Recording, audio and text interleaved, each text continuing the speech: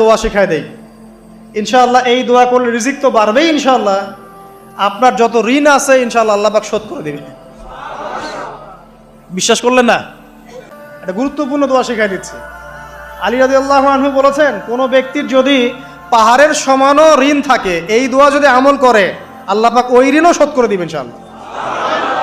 আমার সাথে বলেন, দোয়াটা হচ্ছে আল্লাহুম্মা ইকফিনি বিহালালিকা আন হারামিকা ওয়া আগনিনি বিফদলিকা আম্মান সিওয়াকা। এই দোয়াটা ছোট না?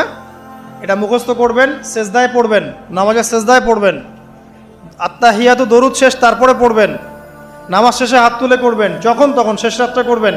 ইনশাআল্লাহ দেখবেন আপনার ঋণ বলতে কিছু থাকবে না ইনশাআল্লাহ। যদি থাকেও, বড় কোনো ঋণ থাকেও, আল্লাহ পাক অন্য কোনো মাধ্যমে এটা শোধ করার ব্যবস্থা করে দিবেন।